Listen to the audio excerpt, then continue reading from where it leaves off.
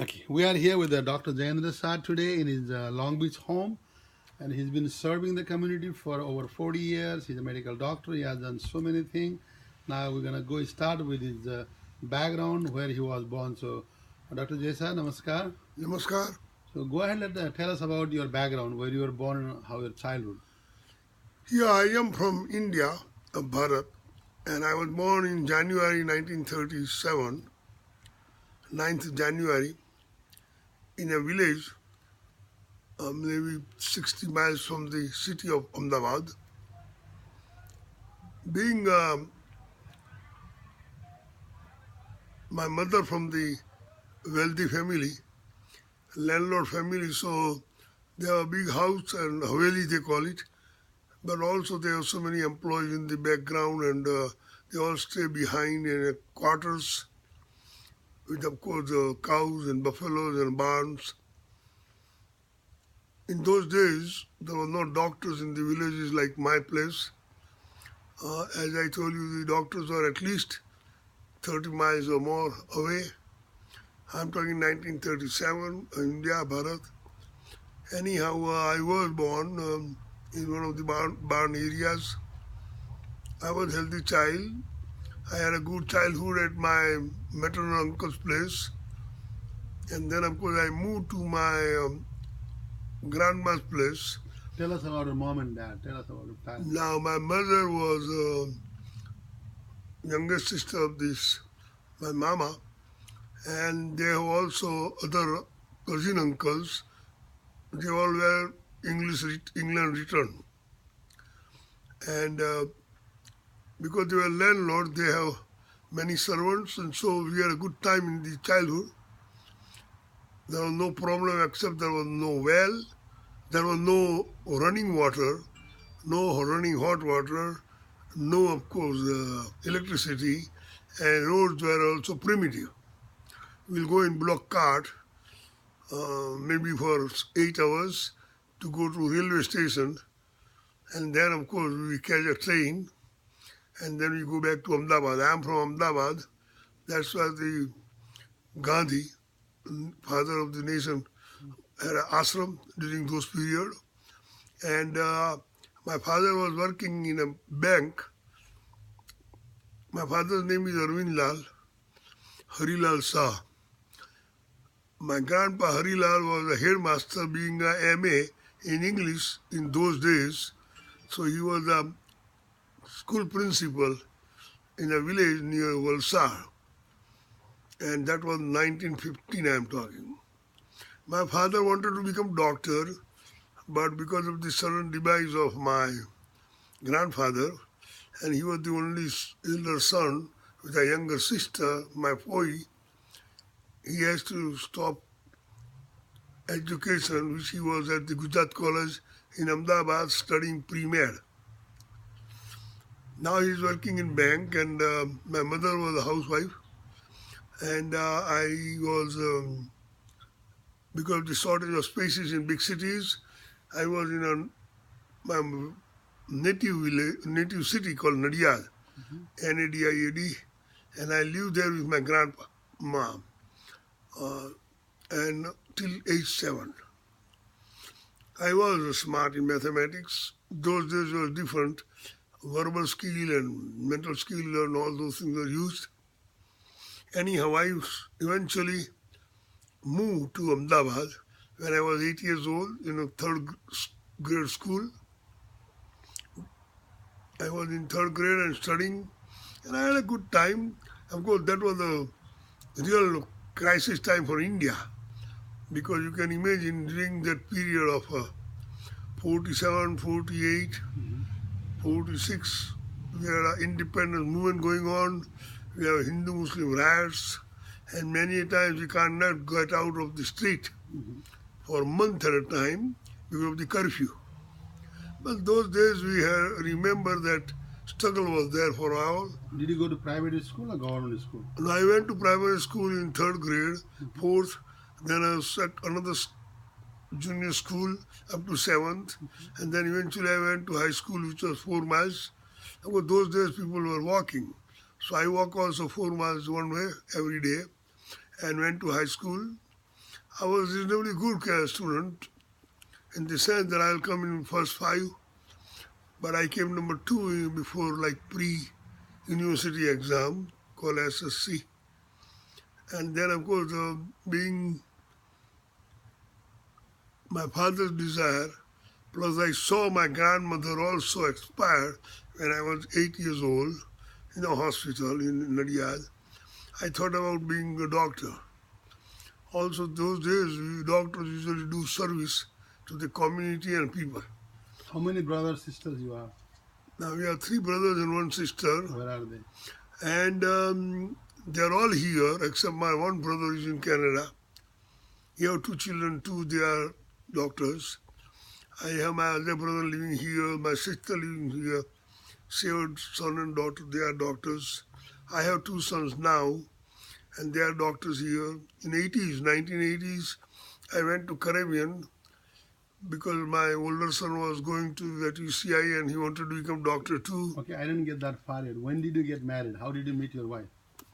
I married in 1963, but I knew my wife because her mother and my mother were same village. Of course, my mother was married to Ahmedabad, Mr. Arvind Sahab. Her mother was married to somebody called J.V. Shah in Bombay. But in summer, those days, children will go to maternal uncle's or grandpa's home. So she will go to grandpa's home, and I'll also go to my grandma home. So that way we knew each other little. But really we met after I became doctor in 1960. And her mother's desire was that I should marry her. And we knew the family was good. As you say, it's mostly arranged marriage those days. But because we knew each other and family and all that, so it worked out good. Incidentally, I'm married to a wife now for 54 years. Okay. And you have two sons, you said, right? Okay, go ahead. Yeah. Okay. I was always interested, so I worked in what we call a little bit politics too in 1956 because we had 5 big states in India and everybody have a language problem, so we had a different language in our area. So we started a movement to get a new state. And so eventually after 56 firing in the curfews and all those and meetings, I worked 2 years along with, of course, I was in medical school too. And eventually we got freedom by 1960 as a Gujarat state. I did also work with a prevailing party called Congress. I studied history a lot and from the world too, and world geography, and the pre-university exams and all that. Eventually, when I was studying, I decided that, you have to serve the people. So when I became doctor, after working, I joined the service of public health. And I was working like an officer in a health center, 108 village near Surat, West Coast, and then Valsad. In Valsad, we have more leprosy patients too, and villages, and it's called a forest, Dang forest. Once upon a time, it was riskier to travel that night time. Wow. But we had a quarters for staff and us, and even we saw tiger outside our quarters. There are big snakes and things like that, python. When did you do your MD? When did you finish your MD? I became MBBS in 1962.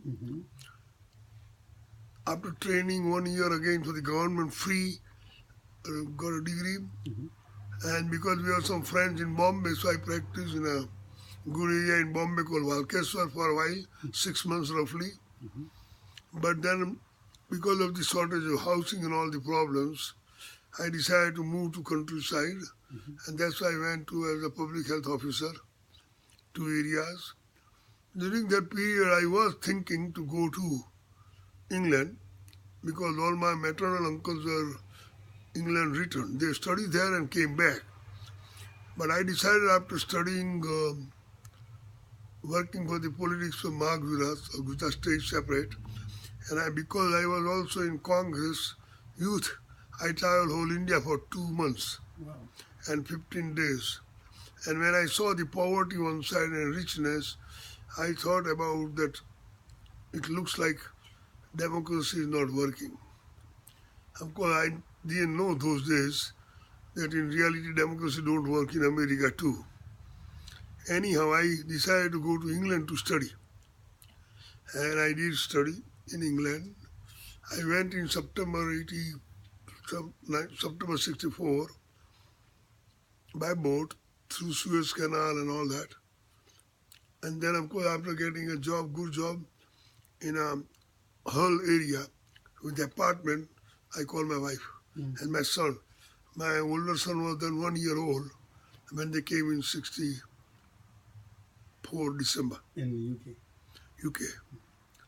Now, because I was living in a quarters of nurses' quarters, it was a village type hospitals, so we had a good time in that sense, but also we can cook with those nurses areas, and my wife also learned.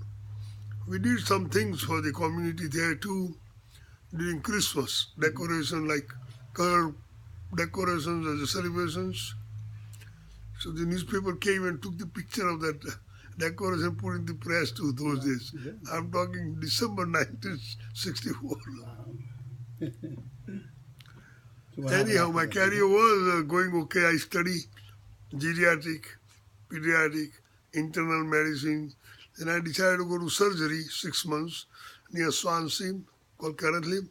I did 6 months active surgery every day, like one day admit 5-10 patients, and next day operate 5-6-8 patients. What kind of surgery you did? It was all types of general surgery. There was no specialization those days. So we can do ENT or abdominal or thyroid or ear or appendix and anything, fractures too, of course. So there was no specialization those days. I'm talking in England, 1965. After studying there, I got my license in state called England. And because of that license, I can practice all over Europe. Because they have that whole system. I practiced later on, of course, as a GP, but before that I did anesthesia. And I had a good time, 6 months I worked in anesthesia to get it, what we call training in anesthesia. And hard work, but it was worth, because usually in England those days, you have to work a lot. Sometimes, every second nights and whole day and things like that. But we manage and we are happy in the sense that we are progressing in education. After that, I decided that let me try general practice. So I did the general practice near Swansea with another doctor. In England, it's a nationalized medicine, which is good. Once you have more than 2,000 patients, they have to get another doctor. The government pays everything for secretary, office, rental. As you know, doctors are free, households are free, medicine is free, hospital is free, surgery is free. So I will work like 5-6 house calls in the morning, then go to office for 2 hours, and then go home, and then again after 2-3 hours rest, we'll again do 4 or 5 house calls. What degree did you get in the UK? What degree did you No, I was MBBS in India, and we didn't get a degree. We call license first, and then DA type of things, and then general practice you can do.